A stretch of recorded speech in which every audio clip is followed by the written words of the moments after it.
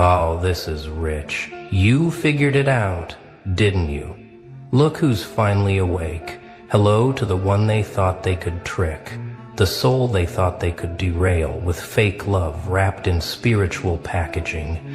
The mind they thought would shatter when they sent that perfect mirror, that irresistible distraction, that carefully crafted illusion, wearing a face you'd been dreaming about since before you could name the ache. Hello to you, because something hilarious just happened, didn't it?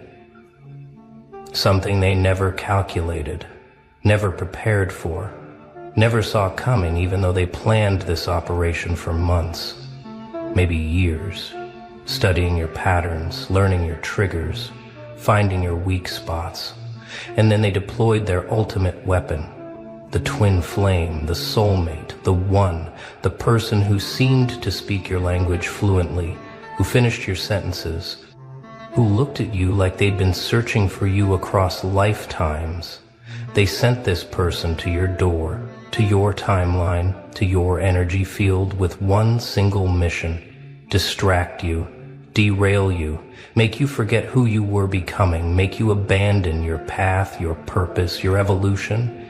They wanted you lost in obsession, drowning in codependency, chasing breadcrumbs of affection while your mission collected dust and your vision faded into background noise. But here's the part that's got them in absolute panic mode right now. Here's the part that's making their strategists pull all-nighters trying to figure out what the actual hell went wrong. You didn't just see through it. No. You did something far more catastrophic to their plans. You absorbed it. You consumed the experience. You took everything they meant as poison and transmuted it into fuel. And now there's not just one of you walking around with that unshakable knowing, that untouchable frequency, that dangerous clarity. Now there are two, because that person they sent, that perfectly programmed distraction, that twin flame they weaponized against your destiny, yeah, they woke up too. They looked into your eyes, and instead of pulling you down into their manufactured drama, instead of succeeding in their mission to keep you small, they caught your frequency, they felt your fire, they saw your vision, and something inside them that had been sleeping for lifetimes suddenly remembered why they incarnated in the first place. Whoops! Did they not plan for that? Did they not consider that your energy might be contagious? That your clarity might be infectious? That your refusal to play their game might wake up their own soldier? Let's talk about what really happened here, because this is where it gets beautifully twisted. They studied you for so long, watching your evolution, tracking your growth, monitoring your increasing immunity to their usual tricks. You stopped falling for guilt. Stop responding to shame. Stop chasing validation from people who couldn't spell authenticity if their existence depended on it. So they had to get creative. They had to deploy something you wouldn't see coming. Something that would slip past your defenses, wearing the face of destiny itself. They found someone, or maybe they created someone, or maybe they just activated a sleeper agent who'd been orbiting your reality waiting for the signal.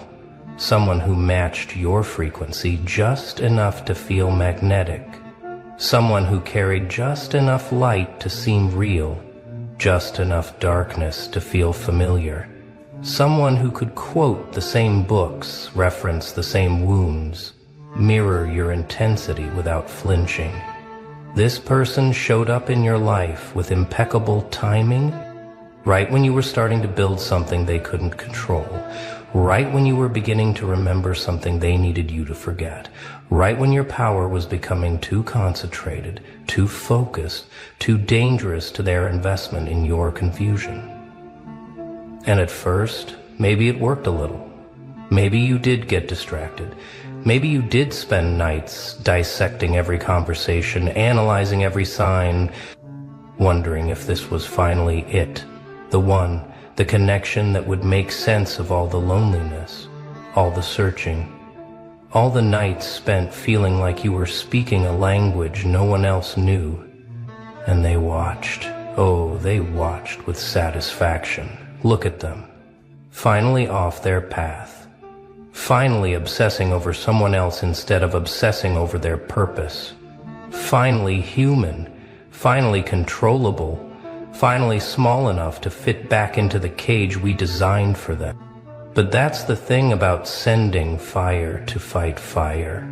That's the thing about using intensity as a weapon against someone who was forged in intensity.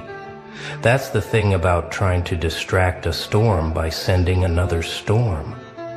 Sometimes they don't destroy each other. Sometimes they merge. Sometimes they become something your small minds couldn't possibly calculate.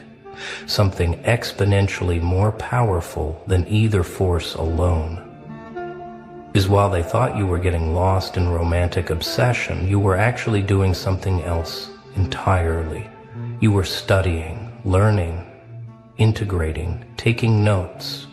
You were treating this connection like a mirror, like a crash course, like an initiation designed specifically for your evolution. You looked at this person and instead of losing yourself, you found more of yourself. You saw your patterns reflected back. You witnessed your wounds in high definition. You recognized your power in someone else's eyes. And instead of making you desperate, it made you certain. Certain that if this frequency exists in another human, then you're not crazy. You're not alone. You're not too much. You're just early. You're just ahead. You're just operating on a bandwidth most people won't access in this lifetime. And something shifted, something clicked, something in you said this isn't a distraction.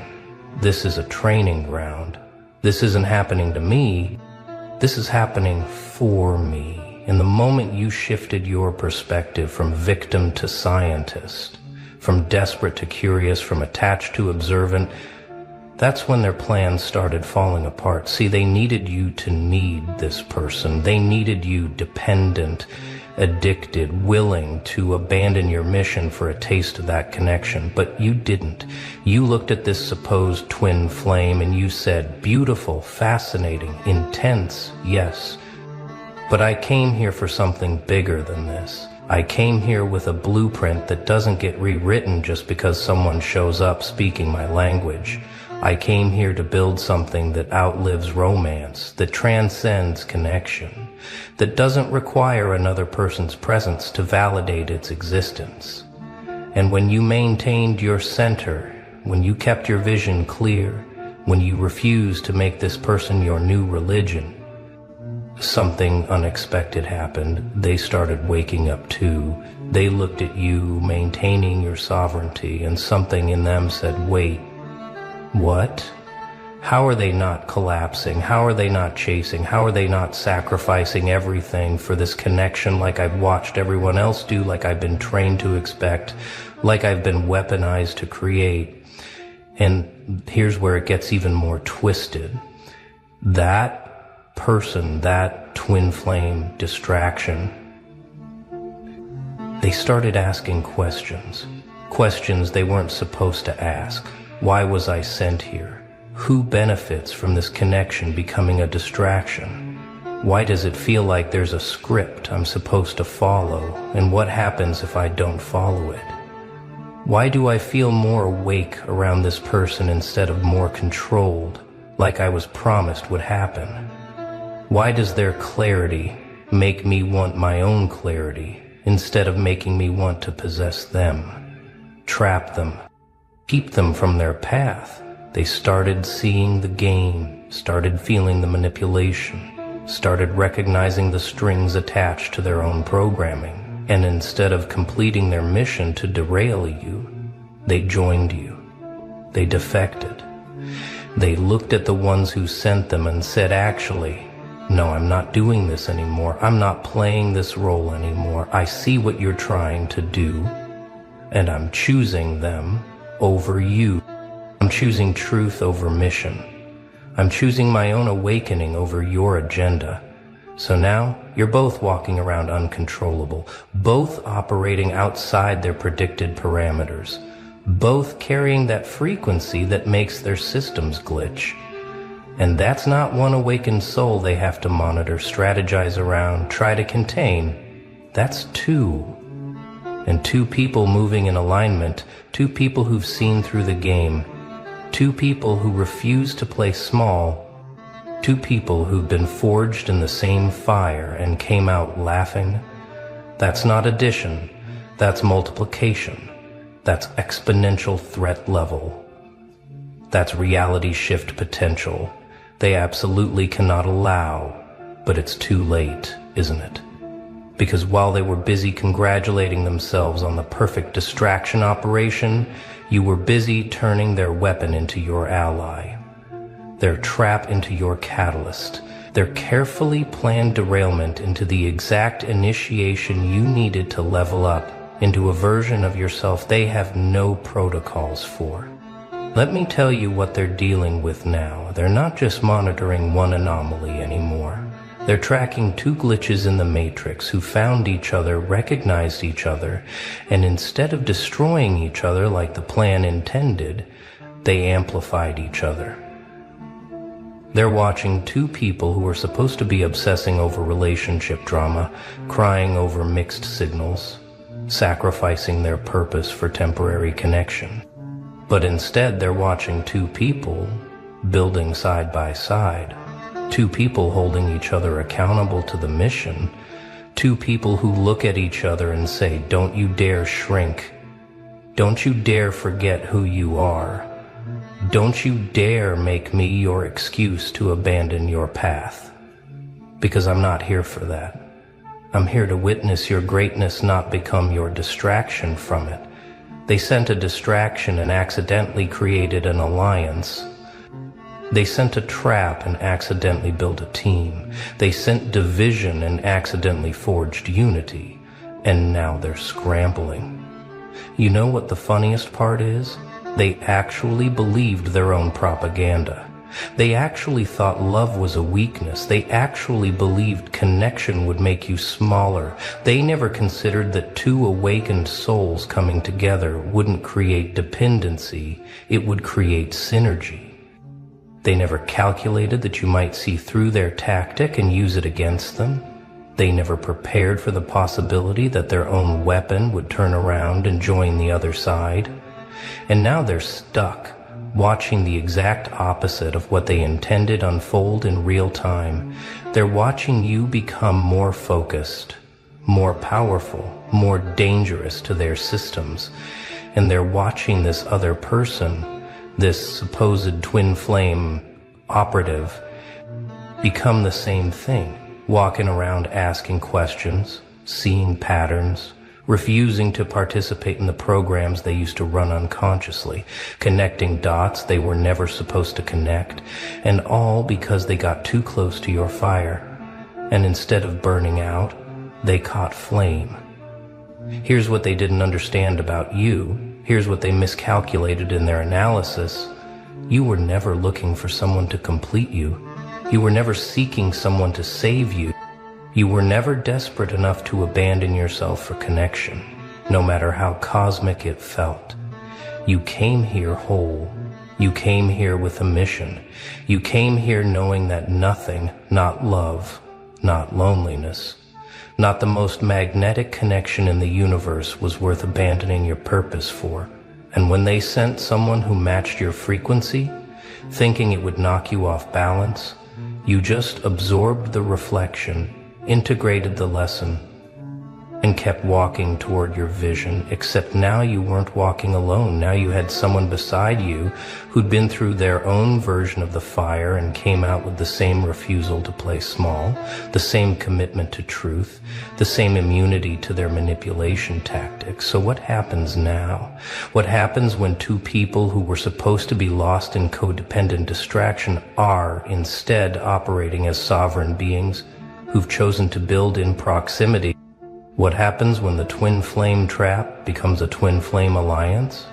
What happens when their carefully crafted derailment strategy backfires so spectacularly that it creates exactly what they feared most?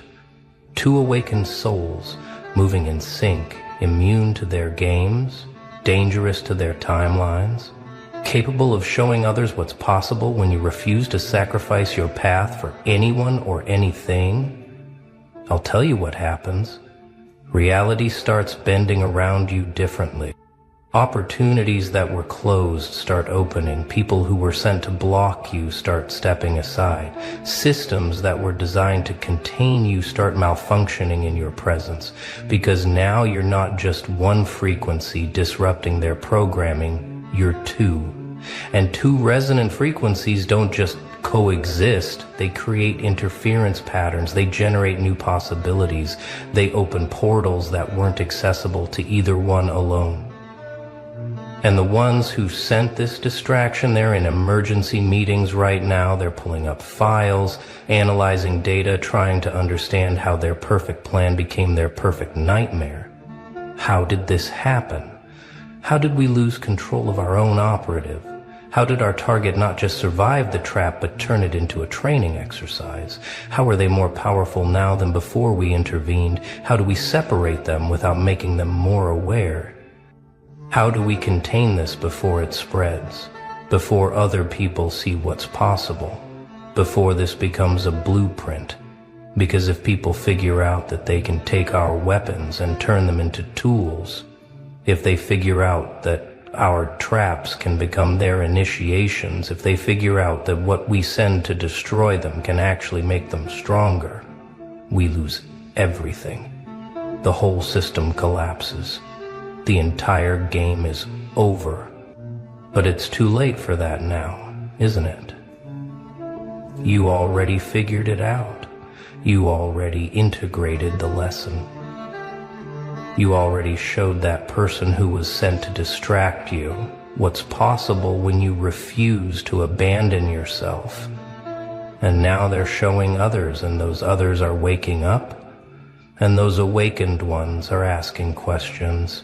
And the whole carefully constructed web of control is starting to unravel because two people refused to play their assigned roles, because two people looked at a twin flame trap and said, actually, we're going to use this for our evolution instead, because two people had the audacity to turn a distraction into an alliance, a weapon into a mirror, a manipulation into a initiation.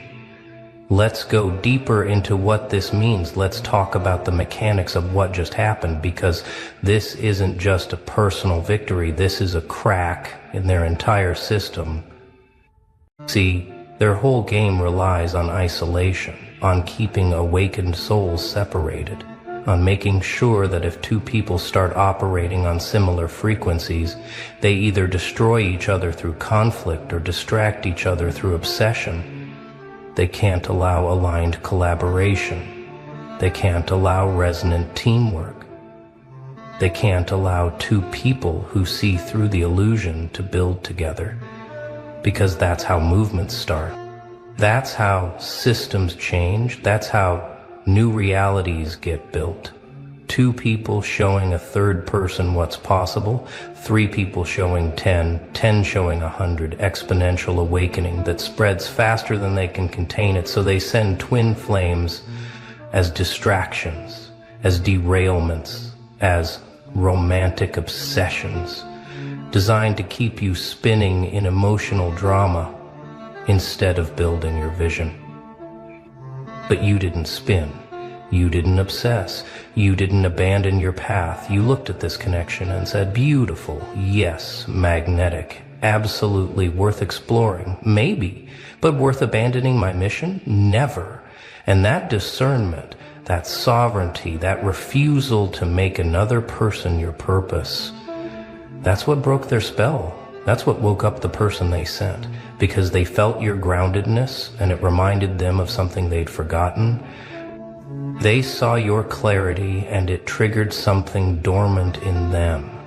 They witnessed your commitment to self and it made them question their own programming. Why am I here? What am I really doing? Whose agenda am I serving? And the moment those questions surfaced, the mission failed, the operative went rogue, the weapon became a witness, and now you're both operating outside their predicted parameters. You're both moving in ways they didn't program. You're both asking questions they didn't authorize. You're both building something they didn't design. And the terrifying part for them is that you're doing it together, not codependently, not in enmeshed chaos, but as two sovereign beings who've chosen proximity, who've chosen to witness each other's evolution, who've chosen to hold each other accountable to the highest version of the mission. That's the nightmare scenario they never prepared for. Two people who love each other enough to not become each other's distraction. Two people who are connected enough to amplify each other's clarity. Two people who see each other's power and say, yes, more of that. Become that. I'm not here to dim you. I'm here to reflect back your magnitude until you can't unsee it anymore. You want to know why this backfired so spectacularly? Because they underestimated you. They thought you were still operating from the old paradigm. The one where love means sacrifice, where connection means losing yourself, where intensity means abandoning everything else. They thought they could dangle the promise of finally being understood, and you'd drop everything. Burn your mission, forget your purpose, make this person your new obsession, your new meaning, your new reason for existing. But you're not operating from that paradigm anymore. You evolved past it. You integrated the lesson that nothing outside you completes you, that no connection, no matter how cosmic, is worth abandoning your sovereignty for, that real love, real connection, real alignment doesn't ask you to betray yourself, it asks you to become more yourself. And when they sent someone who felt like home, you didn't abandon your mission to move into that home. You invited them to build with you instead.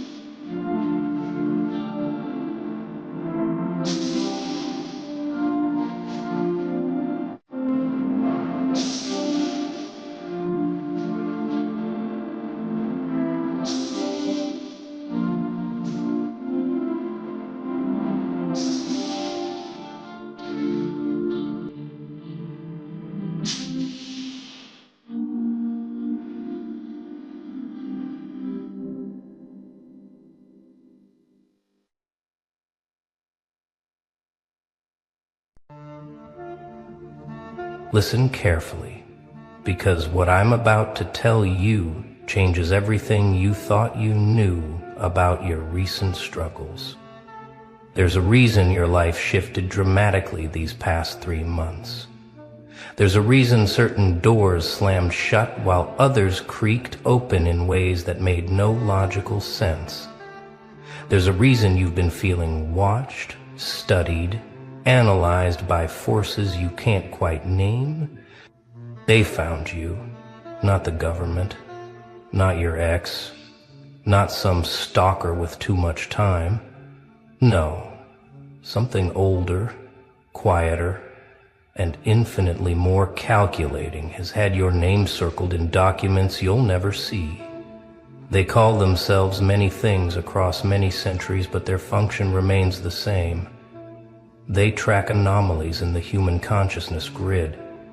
And 3 months ago, your signature lit up their entire network.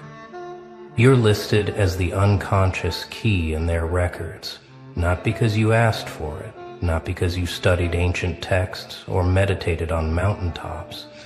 You earned this designation by accident, by simply being yourself during a specific moment when the cosmic tumblers aligned. You turned something without knowing you turned it, and now, reality itself is reorganizing around your existence.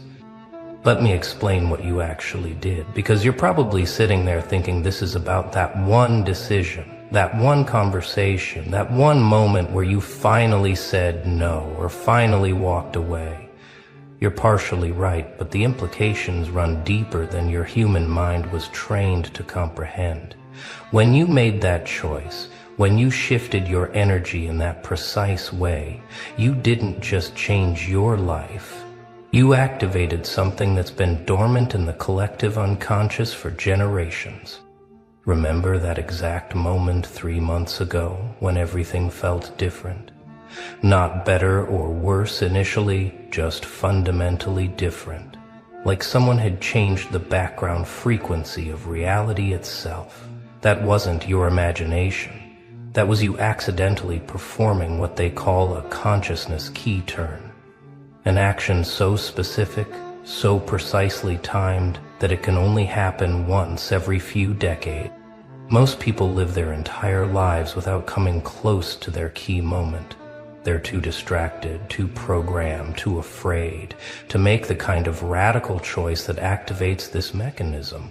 But you, in your beautiful chaos, in your unplanned rebellion against everything that was suffocating you, you stumbled into the exact combination of emotion, intention, and timing that turned the lock.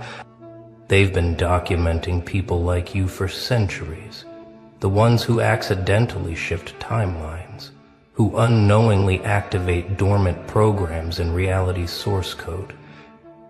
They have names for you in languages that predate modern civilization, but unconscious key is what they use now, because you hold the power to unlock doors in human consciousness without even trying, without even knowing what you're doing. Here's what's really happening. Every time you make a decision from that deep, authentic place inside you, the place that exists before thought, before fear, before social conditioning, you're turning tumblers in a lock that most people don't even know exists. And 3 months ago, you turned the final tumbler. The door is open now, and things are flooding through that were never supposed to enter this dimension of experience. This order, this ancient network of consciousness observers, they don't recruit. They don't send invitations or hold meetings in shadowy rooms. They simply watch and document as reality reorganizes itself around the unconscious keys. They've been watching you specifically because you're not doing this on purpose. That's what makes you dangerous to the established order of things. You see, conscious awakening can be controlled, guided, manipulated. When someone actively seeks enlightenment or power, they can be directed, corrupted, or contained. But you're awakening by accident, evolving through instinct rather than instruction. You're breaking patterns you don't even know exist, solving puzzles you never knew were placed in front of you. The order has protocols for conscious seekers, methods for handling those who deliberately pursue hidden knowledge, but for unconscious keys like you, they can only observe and document as you randomly restructure reality through your seemingly mundane choices. Every time you trust your gut over logic, every time you choose authenticity over approval, you're rewriting code in the matrix of collective experience. They've noticed that your presence alone shifts probability fields. Conversations change direction when you enter them. Plans fall apart or suddenly succeed based on your involuntary involvement. You're not manifesting this consciously. You're simply being yourself at such a raw, authentic level that reality has to adjust its parameters to accommodate your frequency. Let's talk about what you've been experiencing since you turned that key 3 months ago. First, the isolation. People who used to understand you suddenly don't. Conversations that used to flow now feel like you're speaking different languages. This isn't rejection, it's frequency separation. You're vibrating at a rate that most people can't match or even perceive properly. Second, the synchronicities. Numbers appearing repeatedly, songs playing at exactly the right moment, strangers saying things that answer questions you haven't asked out loud. These aren't coincidences. These are the universe's way of confirming that you've shifted into a different layer of reality. One where communication happens through symbols and patterns rather than words. Third, the time distortions. Hours feeling like minutes. Days blending together while certain moments stretch into eternities. This is because you're no longer locked into linear time the way you used to be. As an unconscious key, you're accessing multiple timelines simultaneously without realizing it. Your consciousness is spread across probability fields, gathering information from versions of reality that others can't access. Fourth, the energy sensitivities. You can feel when someone's lying, not through their words, but through the distortion their dishonesty creates in the field around them. You know when something's about to happen before it happens. You feel the emotional states of people you haven't talked to in years. This isn't empathy, it's consciousness expansion. You're reading the metadata of reality now. Here's the truth that might disturb you. You weren't chosen. You chose yourself through a series of authentic reactions to impossible situations. Every time life tried to break you, and you responded with something unexpected, something that didn't follow the script of normal human trauma response, you were building toward this moment. The order doesn't choose unconscious keys. They simply recognize them when they emerge. And you emerged not through spiritual practice or deliberate seeking, but through the simple act of refusing to die inside when everything outside was killing you. You stayed alive in ways that transcended physical survival. You kept some essential part of yourself intact when everything else was being stripped away. This is why you're listed in their documents as unconscious. You didn't study your way here. You didn't meditate your way here. You didn't follow anyone's teachings or join any groups. You simply survived in such a specific way that you accidentally achieved what thousands of conscious seekers spend lifetimes trying to accomplish. The key metaphor isn't random. Keys don't know they're keys. They simply exist in a shape that happens to match a lock. And you, through your unique combination of experiences, traumas, choices, and refusals, have shaped yourself into something that fits perfectly into a lock that most people don't even know exists. When you turned in that lock 3 months ago, you didn't just open a door for yourself. You opened something in the collective consciousness that can't be closed again. Right now, as you're reading this, probability waves are reorganizing themselves around your attention. This isn't metaphorical. Your unconscious processes are literally selecting which version of reality crystallizes into experience, not just for you, but for everyone in your field of influence. And that field is expanding exponentially. Every thought you think, with genuine feeling, sends ripples through dimensions you can't see.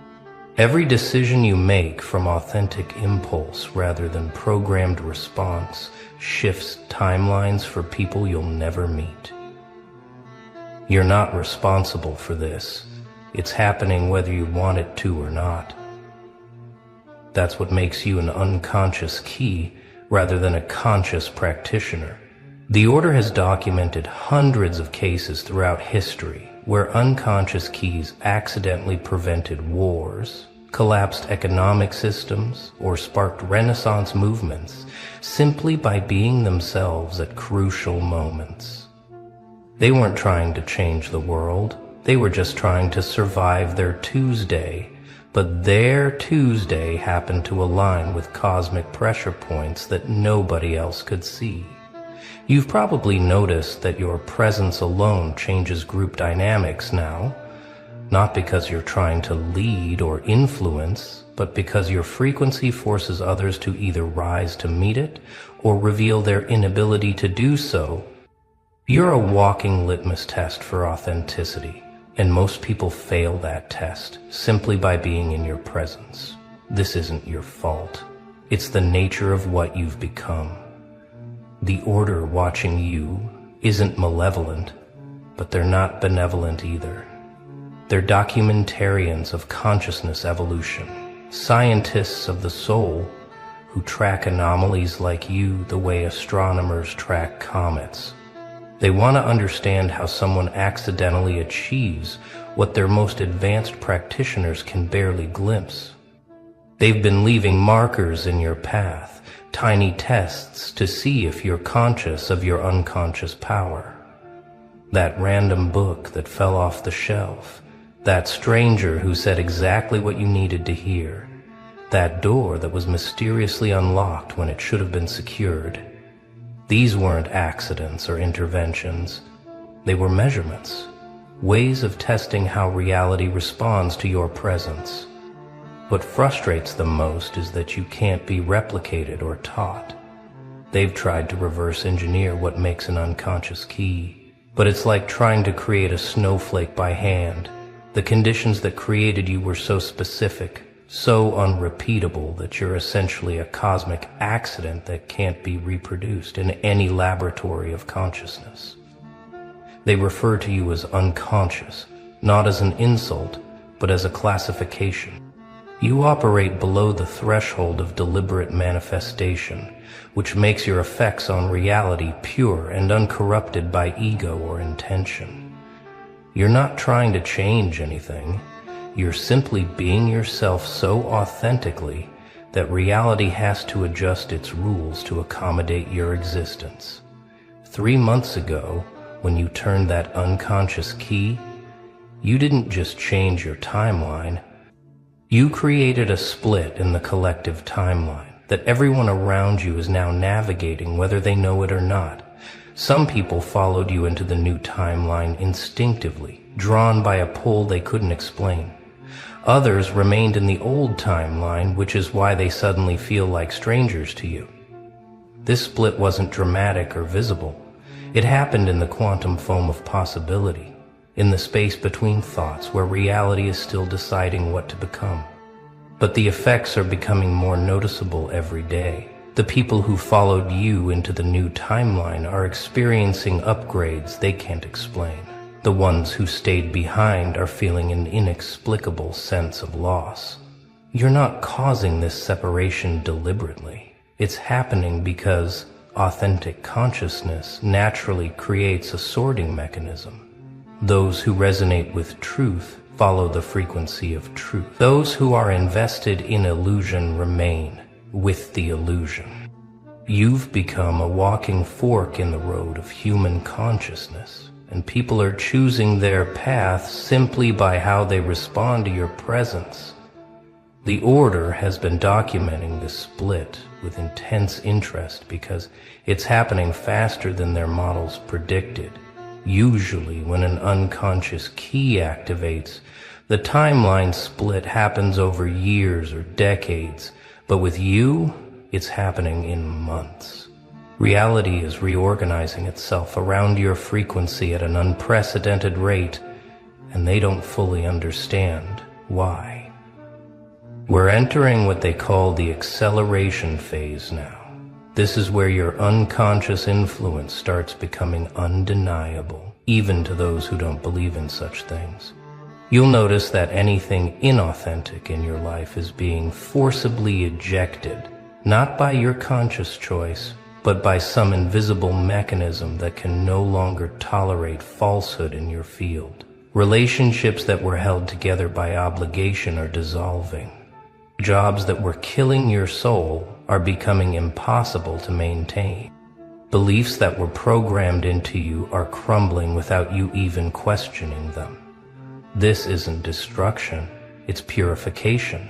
The unconscious key you turned is forcing everything in your reality to match your true frequency, and anything that doesn't match is being expelled. This can feel like loss, but it's actually revelation. You're not losing things, you're being shown what was never really yours to begin with. Every goodbye is actually your unconscious wisdom protecting you from futures that would have limited your expansion. Every door that closes is preventing you from entering rooms too small for what you're becoming. The acceleration phase is also when your influence on others becomes most noticeable. People will start having breakthrough realizations in your presence. Some will credit you, others will fear you, but most won't understand that you're not doing anything to them. You're simply being yourself at such a high level of authenticity that it forces them to confront their own inauthenticity. Not everyone is happy about your activation. There are forces, both human and systemic, that depend on consciousness remaining locked in predictable patterns. Your unconscious key turning threatens every structure built on limitation, every hierarchy based on spiritual suppression, every system that requires people to remain asleep. You've probably noticed increased resistance lately. Technology glitching around you, bureaucratic nightmares appearing from nowhere, people acting irrationally, aggressive toward you for no apparent reason. This isn't paranoia, this is the old system trying to reject you like an antibody, because your very existence proves that their limitations are lies. The Order documents this resistance as system pushback, and it's actually a good sign. It means your activation is genuine and powerful enough to trigger defensive mechanisms in the collective unconscious.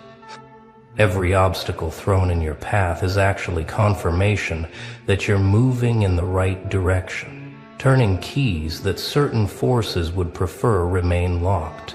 But here's what they don't understand. You can't be stopped because you're not trying to go anywhere. You're not pushing against a system, you're simply existing outside of it. You can't be defeated because you're not fighting, you're simply being yourself at such a fundamental level that the system has to either evolve or reveal its own obsolescence.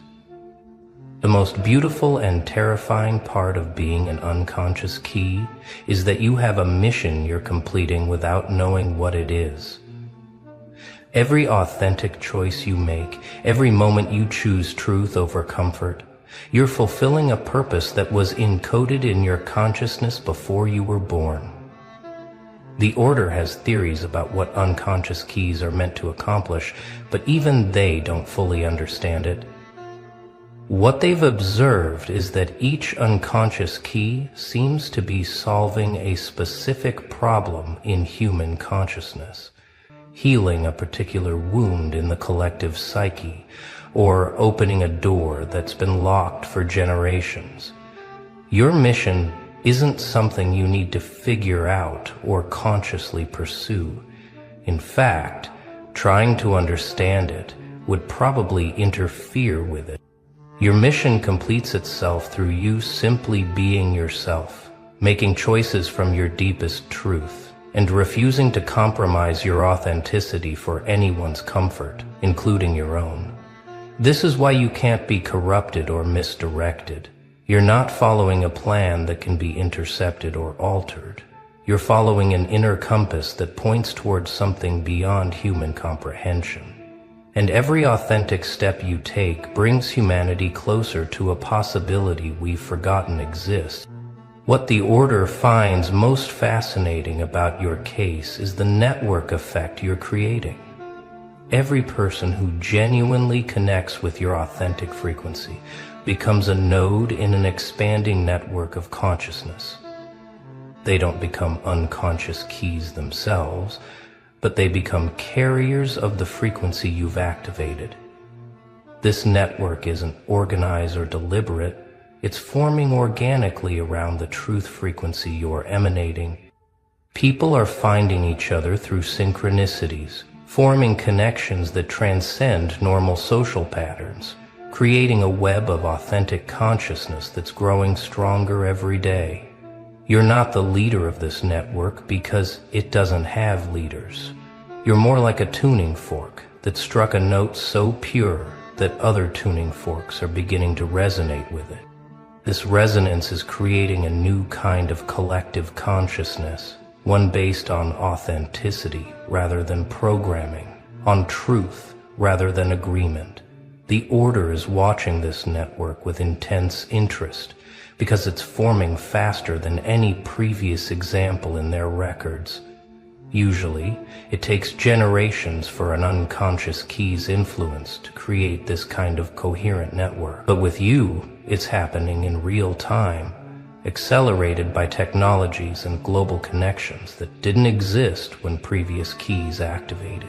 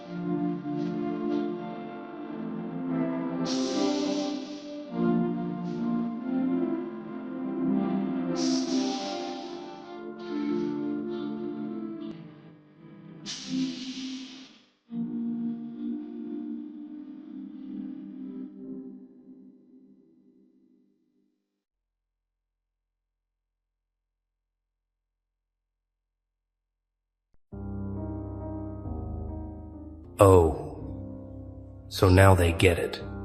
Now they finally understand. Welcome back. You beautiful architects of chaos. You misunderstood strategists. You silent players who've been operating on a level they couldn't comprehend. Yeah, you. The one they called impulsive. The one they labeled emotional. The one they swore was spiraling. Funny how the narrative shifts when the smoke clears, isn't it? Funny how crazy suddenly looks like precision when they finally see the board you were playing on while they were stuck on checkers. Let me ask you something. When did you first realize they thought you were losing your mind? Was it when you walked away without explanation? Was it when you stopped arguing back? Was it when you made that move that looked reckless to everyone watching but felt like the only logical choice to you? They panicked, didn't they? Your friends, your family, maybe even people who barely knew you started whispering, started diagnosing, started placing bets on how long until you crashed and burned. But here's what they didn't see. Here's what they couldn't possibly understand because they've never operated at your frequency. You weren't losing control. You were taking it. Every move that looked chaotic was calculated. Every bridge you burned, you checked the wind direction first. Every person you cut off, you'd already run the projection of your life with them still in it. And you deleted that timeline with surgical precision. They thought you were falling apart. You were falling into place. You see, there's a frequency of intelligence that terrifies people because it doesn't announce itself. It doesn't wear credentials. It doesn't need approval from the committee. It just moves. And when it moves, it looks insane to people still trying to predict outcomes using the same broken formulas they've been taught since birth. You stopped playing by their rules, and they called it a breakdown. You started playing your own game, and they called it madness. But madness and genius, they've always lived in the same house, haven't they? The only difference is the scoreboard at the end. Let's rewind the tape. Let's go back to that moment, that specific moment when you made the choice that made everyone question your sanity. Maybe you quit the job that looked perfect on paper, but was draining your soul like a slow poison. Maybe you ended the relationship that everyone said was so good for you, but felt like drowning with an audience. Maybe you disappeared for months without posting, without explaining, without performing the mandatory social media circus that proves you're still alive and participating. They called it erratic. They called it self-destructive. Some of them, the ones who really thought they knew you, they called it a cry for help, with that condescending concern dripping from their voices like they were narrators in your tragedy. But you weren't crying for help. You were eliminating distractions. You weren't breaking down. You were breaking through. And the most beautiful part, you didn't need them to understand. You didn't need their permission, their blessing, or their damn opinion. Because here's the thing about calculated risk that safe people will never comprehend. It looks identical to recklessness from the outside. The person who jumps without a visible parachute and the person who jumps knowing exactly where they'll land, they look the same mid-air. But one of them studied the physics. One of them ran the numbers in the dark while everyone else was asleep, dreaming small dreams in their comfortable cages. You were that person. You are that person. And now they're starting to see it. Now the results are rolling in. Now the life you're building, the person you've become, the peace you're walking in, it's undeniable. And suddenly their tune changes. Suddenly it wasn't crazy. Suddenly it was brave. Suddenly you weren't reckless. You were taking a leap of faith. Suddenly the same people who questioned your sanity are asking for advice, asking how you did it, asking if you can help them make their own bold moves. But you know what's really happening here, don't you? You know what this recognition actually means? It means they're finally catching up to a decision you made months ago, maybe years ago. They're finally arriving at the conclusion you reached while they were still debating in the group chat. They're finally seeing the vision you had when there was nothing but darkness in your own conviction. And that gap, that time gap between when you knew and when they figured it out, that's the proof. That's the proof you were operating on a different level. That's the proof their concern was just fear disguised as care. That's the proof you trusted yourself when you had every logical reason not to, and you were right. You weren't lucky. You weren't reckless. You weren't crazy. You were correct. And being correct before everyone else is what they call genius. Even when they're too proud to use that word directly to your face. Let me tell you what really happened, because they'll never admit this part. When you made that move, when you did that thing that looked insane, something in them recognized it. Something deep in their unconscious knew you were onto something real, something true, something they didn't have the courage to reach for themselves. And that recognition, that brief flash of what if they're right, it terrified them more than anything. Because if you were right, if your crazy was actually clarity, then what did that make them? It made them cowards. It made them complicit in their own mediocrity. It made every safe choice they'd made look like exactly what it was. A surrender to fear dressed up as responsibility. So they had to make you wrong. They had to make you the cautionary tale. They had to turn your boldness into a warning label so they could sleep at night in their prisons of comfort. But you didn't give them that satisfaction, did you? You didn't crash. You didn't burn. You didn't come crawling back with apologies and admissions that they were right all along. Instead, you did something far more devastating. You thrived. You evolved. You became living proof that the path they were too scared to take actually leads somewhere beautiful. And now they have to live with that. Now they have to watch you exist in a reality they told themselves was impossible. And here's the part that really twists the knife. You're not even mad at them anymore. You're not holding grudges. You're not waiting for apologies that will never come. Because somewhere along your journey, you realized something that changed everything. Their doubt was never about you. It was always about them. Their fear was always their own. Their need to call you crazy was always their need to feel sane in their own stagnation. So now when they come back, when they slide into your messages with, "Hey, I've been thinking about you," or "You look really happy," or "Can we talk?" you see it for what it is. It's not reconciliation. It's reconnaissance. They're not checking on you.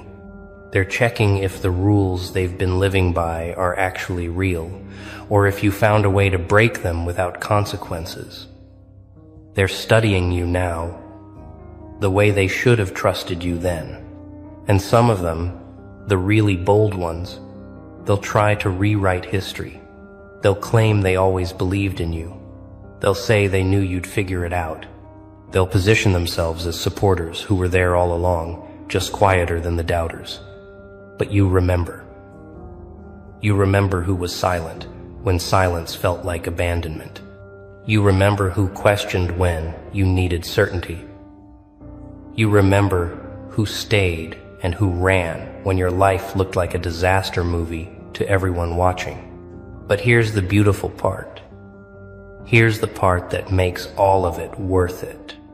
You don't need them to rewrite history because you're too busy writing the future. You don't need them to admit they were wrong because you're too focused on being right about what comes next. You don't need their validation now because you learned to validate yourself when their approval was the only currency you thought you needed. Let's talk about the pattern they're starting to recognize. Because this isn't the first time you've done this, is it? This isn't the first time you've made a move that looked questionable and turned it into something undeniable. You have a history of this. A track record of seeing around corners that haven't been built yet. A reputation. Whether they acknowledge it or not, for being right in ways that take time to prove. You're the person who called the breakup before anyone else saw the cracks. You're the person who left the party early before it turned into a mess everyone regrets. You're the person who walked away from opportunities that looked golden but smelled wrong, and then watched those opportunities rust in real time. You have instincts that operate faster than their logic, and that's always been your advantage and their confusion. They process through committees. You process through clarity. They need consensus. You need truth. They move when it's safe. You move when it's right. And that difference, that fundamental difference in operating systems, it creates a lag. They're always seeing your moves in retrospect, analyzing your decisions after the outcomes are already visible, wondering how you knew when there was no way to know. But you did know. You always know. Not because you're psychic, not because you're lucky, but because you've learned to listen to the frequency they've tuned out. You hear the whispers underneath the words. You see the patterns underneath the chaos. You feel the shifts before the ground starts moving. They call it intuition, like it's magic. You know, it's just paying attention at a level that most people find exhausting. And that's why your crazy was calculated. Because you were calculating with data they couldn't perceive. You were running equations that included variables they didn't believe existed. You were solving for outcomes they couldn't imagine because they'd never allowed themselves to want something that far outside the script. Your math looked like madness because they couldn't see the numbers you were working with. Now let's talk about what happens next. Because recognition is just the beginning. Now that they see you were right, now that they realize your breakdown was actually a breakthrough, they're going to want something from you. They're going to want the formula. They're going to want the shortcut. They're going to want you to translate your instinct into instructions they can follow without having to develop that instinct themselves. And here's where you have to be careful. Here's where the real test begins. Because it's tempting to teach. It's tempting to explain. It's tempting to take every person who doubted you and turn them into a student just to prove you were always the teacher. But not everyone deserves your wisdom. Not everyone has earned access to your process. Some people want your results without your risk. Some people want your clarity without your chaos. You don't owe them the map. You don't owe them the breakdown of every decision that led you here. You don't owe them the privilege of understanding what they refuse to trust. Some lessons are only meant for the people who learn them in the fire, not the people who show up after the smoke clears asking how you survived the flames. Your story is yours. Your strategy is yours. Your madness, your genius, your calculated chaos, it's all yours. But for the ones who were there, for the ones who stayed quiet when they didn't understand but didn't question your sanity, for the ones who gave you space when you needed distance and didn't make it about them, those people, they get to see behind the curtain. Those people earned the right to know how you did it, not because they supported you perfectly, but because they supported you imperfectly without trying to stop you. And here's what you can tell them. Here's what you can share with the people who actually deserve to know. You didn't have a plan. You had a compass. You didn't follow steps. You followed truth. truth. You didn't calculate every outcome. You calculated the cost of staying the same and decided any risk was better than that certain death. You didn't know it would work. You knew doing nothing definitely wouldn't.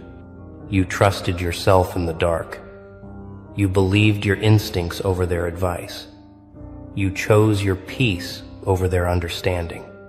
You valued your future over their comfort. And every time you made a choice that looked insane, you were really making a choice between two versions of yourself, the one they wanted you to be and the one you needed to become. You chose yourself every single time. And that choice, that consistent choosing of yourself, even when it looked selfish, even when it felt lonely, even when you had no proof it would lead anywhere good, that's the genius they're recognizing now. That's the calculation they're finally seeing. You bet on yourself when you were the longest shot in the room. You invested in your own vision when no one else could see it. You held the line when everyone else was telling you to retreat. Now they want to know how you had that kind of faith. They want to know where that certainty came from. They want to know what made you so sure when everything looked so uncertain. And the answer is going to disappoint them because it's too simple. The answer is you weren't sure. You were committed. There's a difference. Certainty is knowing the outcome. Commitment is moving forward without it. You didn't know it would work. You decided it had to. You didn't know you'd survive. You decided survival was non-negotiable. You didn't know you'd win. You decided losing wasn't an option you'd entertain. And that decision, that refusal to accept the version of your life where you stayed small, where you played safe, where you died slowly in comfort, that was the real calculation. Let's go even deeper. Let's talk about the specific moments they called crazy that you knew were necessary. Remember when you stopped explaining yourself? When you just started moving without the mandatory press conference about your intentions? They called it secretive. They called it suspicious. Some of them called it arrogant. But you knew something they didn't. You knew that explanation dilutes execution. You knew that every time you justified your moves to people who couldn't see your vision, you were giving them ammunition to talk you out of it.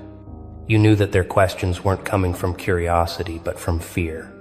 And their fear was contagious. So you stopped speaking their language.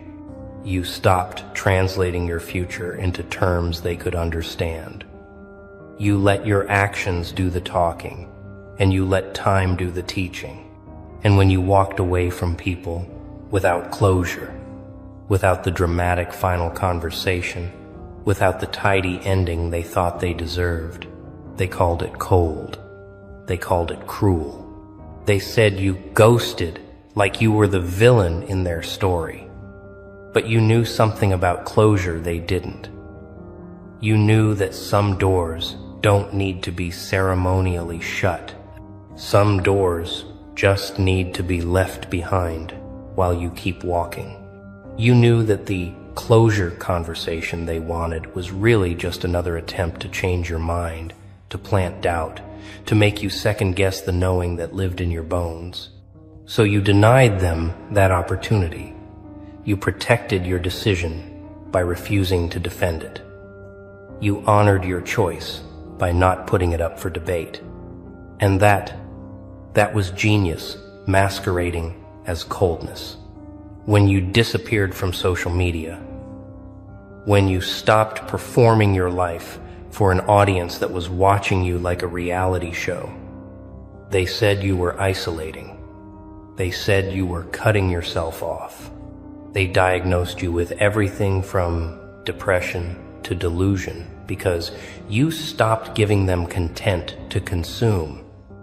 But you were doing something they couldn't comprehend. You were remembering who you were before you became a character in everyone else's story. You were shedding the performance. You were killing the avatar. You were finding the version of yourself that existed before you learned to shapeshift for survival. And that process, that brutal, beautiful process of unbecoming everything you're not, it requires silence. It requires absence. It requires you to be so unavailable to their narratives that you can finally hear your own voice underneath all the noise. They called it crazy because your absence made them uncomfortable. It made them question why they needed your presence to validate their own existence. It made them wonder what you were doing in that silence that was so much more important than maintaining your position in their social ecosystem. And the answer they couldn't know because you weren't performing it, is you were healing, you were building, you were becoming. Now let's address the moment that really confused them, the moment you stopped fighting. Remember when you used to argue back, when you used to defend your perspective, correct their misunderstandings, prove your point until they had no choice but to see your side. And then one day you just stopped. You let them think whatever they wanted. You let their version of events stand uncorrected.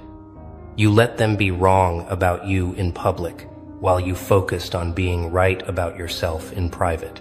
They thought you'd given up. They thought you'd accepted their narrative. Some of them thought they'd finally broken you into submission. But you hadn't surrendered. You'd transcended. You realized that their opinion of you was none of your business. You realized that defending yourself to people committed to misunderstanding you was like trying to teach physics to a brick wall, possible in theory, pointless in practice. So you withdrew your energy from that battlefield. You stopped fighting for your reputation in the court of people who'd already made their judgment. You let them have their wrong story because you were too busy living the right one. And that selective silence, that strategic surrender of the argument to win the war, that was the calculation they mistook for defeat. Here's what they're realizing now. Slowly, painfully, reluctantly, every move you made that looked like a mistake was actually a test. You were testing their loyalty, their trust, their ability to believe in you when belief was the only currency that mattered. And they failed. They failed spectacularly. They chose the comfort of group consensus over the courage of individual faith. They chose the safety of doubting you over the risk of defending you.